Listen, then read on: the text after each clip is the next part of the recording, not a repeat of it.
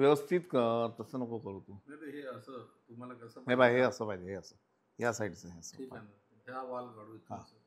आपण ठीक आहे ना.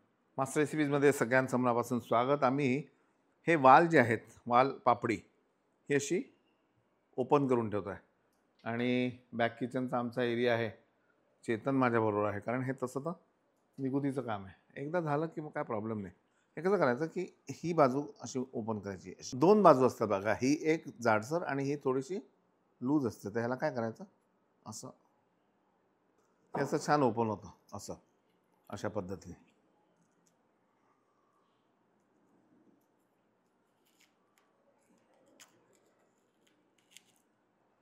हे असं ओपन करायचं. हे असे सगळे मी करून घेतो आणि नंतर याचं काय करायचं, तर ही आहे पुरणातली वालपापडी. अप्रतिम वेगळा प्रकार आहे. चला सुरुवात करू. चला, हे सगळं झालेलं आहे. ह्याला धुवून घेतो मी. या एवढ्या हाताळल्या गेल्यात तर ह्याला पाण्याने धुणं गरजेचं आहे.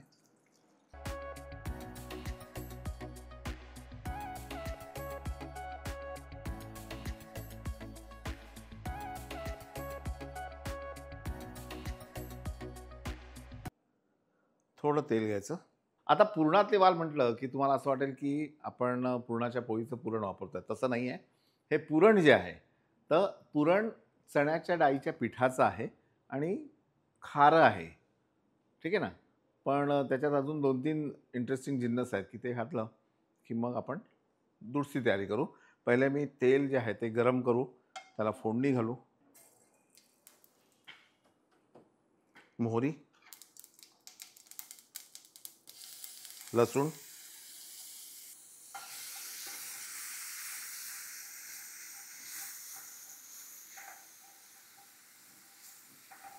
लसूण छान परतल्यानंतर यामध्ये आपण घालूया थोडीशी कोथिंबीर आणि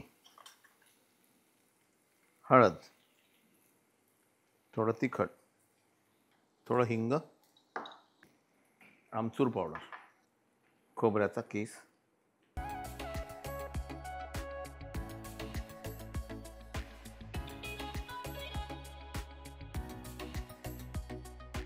एक 2 चमचे चण्याच्या डाळीचं पीठ,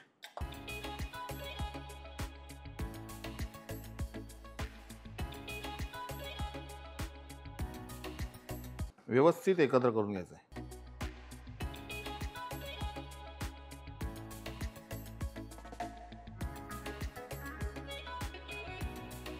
थोडी साखर, मीठ,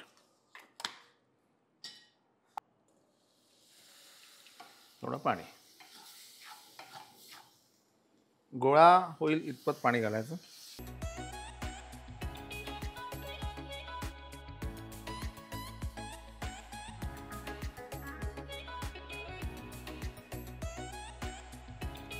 आल्याची पेस्ट आणि भरपूर बारीक कोथिंबीर. आता आपण कोथिंबीर 2 पद्धतीने वापरली बघा. एक आधी फोडणी घातली आणि एक वरून घातली. तर या दोघांचा मजा वेगळा आहे.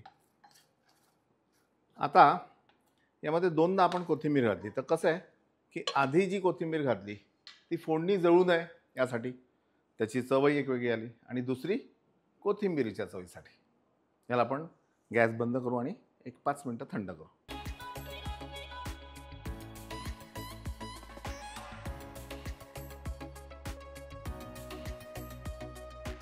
याला आपण पसरू आणि थंड करू. सगळं काढ.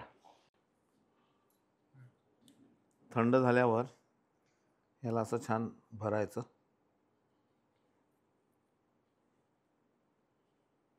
आणि प्रेस करायचं.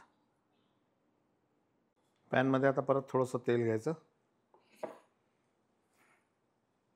यामध्ये थोडी हळद,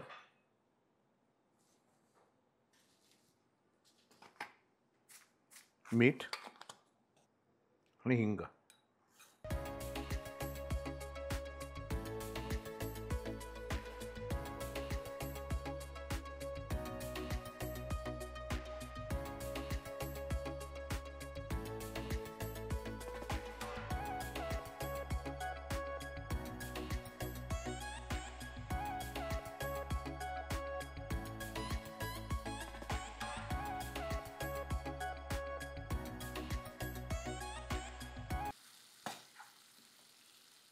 हा सगळा मसाला याला लागला, याला एक मंद आचेवर आपण झाकून शिजवून घेऊ.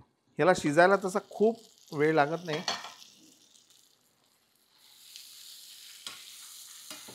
आपला मसाला जो आहे तो शिजलेलाच आहे. हा जो थोडा मसाला तुम्हाला बाहेर पडलेच देतो. अगदी थोडं पाणी घालू आपण.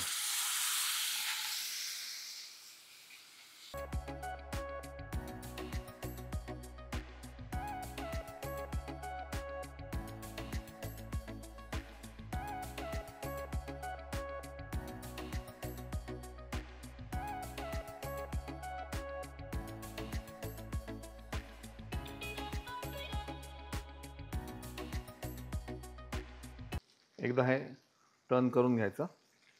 आता याला तेलही सुटलं आहे, मसालाही छान लागलेला आहे. त्याला शिजायला खूप वेळ लागत नाही आणि जास्त शिजवायचं पण नाही, कारण खाताना तो जो एक थोडासा करकरीतपणा असतो ना, मजा येते त्याने. आणि खायला काय, मी तर ही तशी खाऊ शकतो, पण फोडणीचं वरण भात, साधं वरण भात, त्याच्याबरोबर ही जोडीला भाजी असंही चालेल. आपण सर्व करू.